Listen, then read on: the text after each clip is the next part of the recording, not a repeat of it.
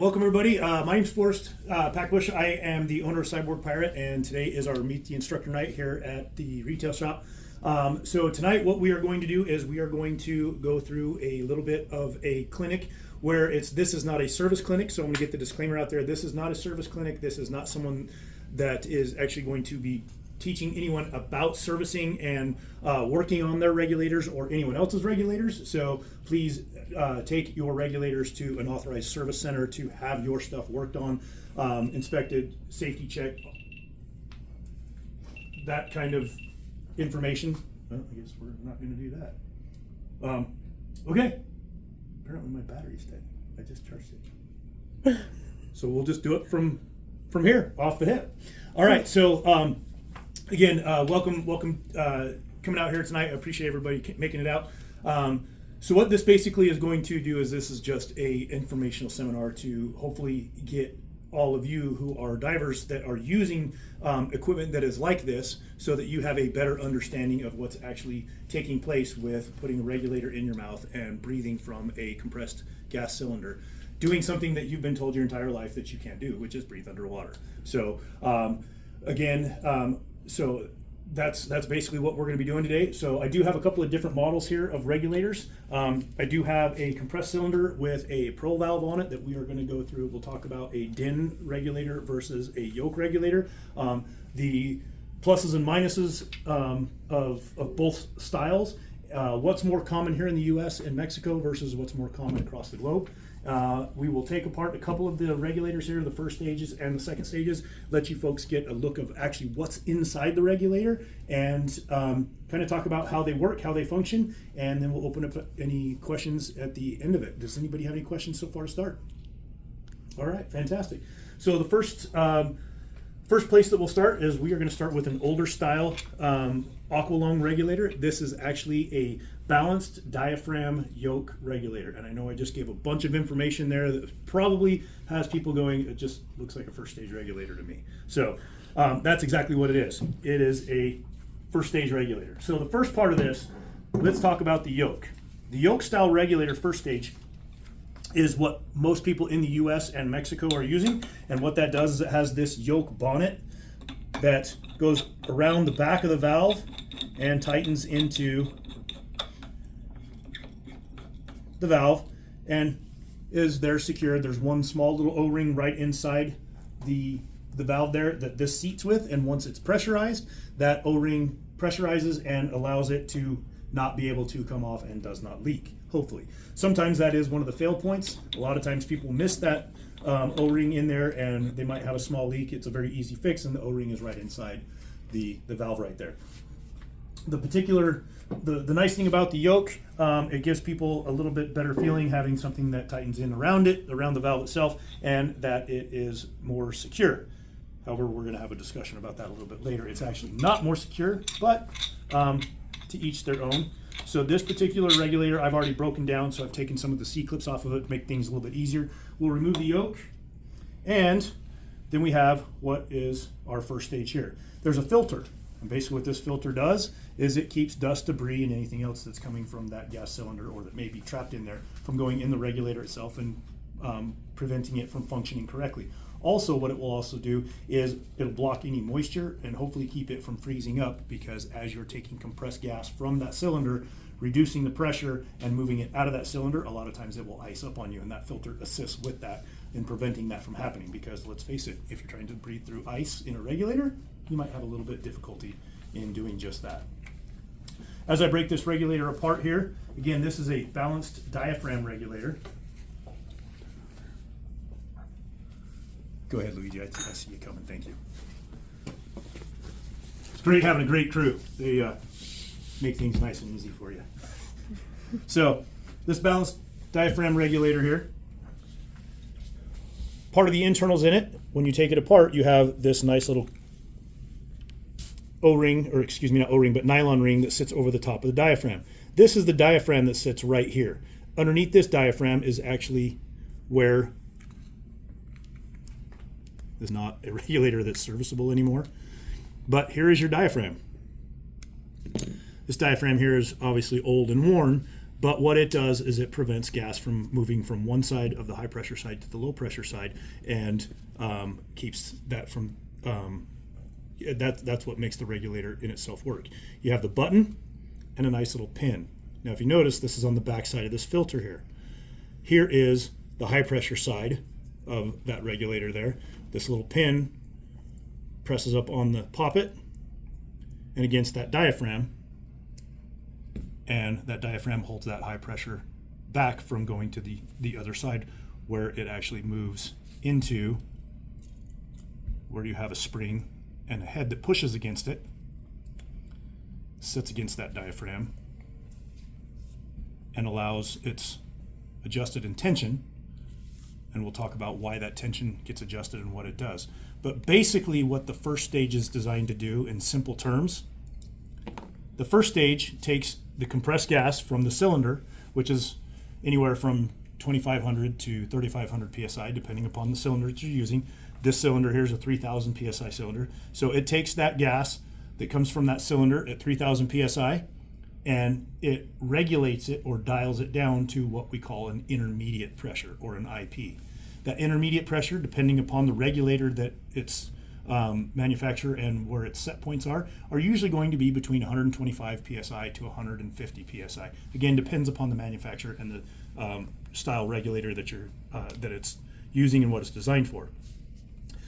Again, this adjustment screw that I was talking about, this is how you adjust once the regulator is all put together and functioning correctly. This is how you adjust that IP and set it to the manufacturer standards. Once it goes from that high pressure to that IP, that's where it's going to go through the hose and end up moving to the second stage. The second stage is the regulator that moves that gas from the IP to whatever the ambient pressure that you are in. So we also know that at on the surface, we're at 14.7 psi, or at 1 atmosphere of pressure, and it will deliver that gas at 1 atmosphere of pressure. As you descend in the water column, depending upon your depth, it measures and adjusts that by the use of another diaphragm, and it delivers that gas and dials it down from the 125 to, or let's just call the IP. It dials that IP down to whatever that ambient pressure is and delivers it to the diver's mouth, where they're able to breathe. Inside the second stage, as we take the cover off, you have another nylon ring, and you have a diaphragm inside that. Now the diaphragm itself normally will have a hardened piece of plastic, piece of metal, or some type of material that rubs against the valve armature and keeps it from wearing through the diaphragm. This diaphragm, this is the reason. What it does is there's no holes in it, there's no punctures in it, and what it does is it actually allows the water on the outside of it to, that's how it measures and adjusts that pressure, is as you descend in the water column, that water pressure pushes against that diaphragm, and that's what makes it easier for that cracking pressure to push against that actuator arm and deliver the gas to the diver. Inside, this is an older style, very simple valve. This is your actuator arm. So the diaphragm sits over the top of that, and that's where either you're pushing your purge valve or breathing in does the same type of action, and it opens that valve, allowing the gas to come through the hose, through the poppet seat, and to the diver's mouth. I'm going to go to a little bit newer style second stage here. Same type of thing. You have the faceplate,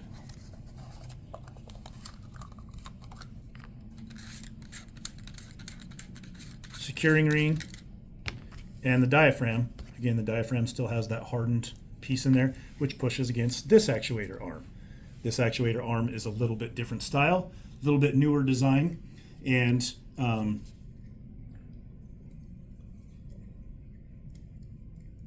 little bit more updated. This is a balanced second stage here. And so what this does,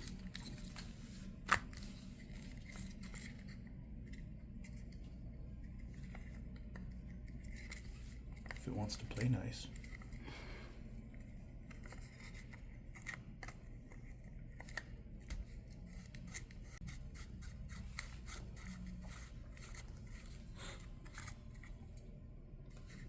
Inside you have your poppet. And there's a spring that's inside as well. And what that spring does is it sits against the poppet, and then there is, I don't think that one's going to come out. There is a valve seat that again sits against another hard piece of plastic that's designed to wear out, but that poppet sits against it and opens up. As the gas comes in, it holds it until this actuator valve is pushed open, goes against the spring, and pulls that poppet seat away from the seat and allows the gas to come by and be delivered to the diver. Gas comes through this hole here and ends up going through where the mouthpiece would go. Now, you may ask yourself, well, what happens once the gas is breathed in and it exhales? It goes through the exhaust ports, right?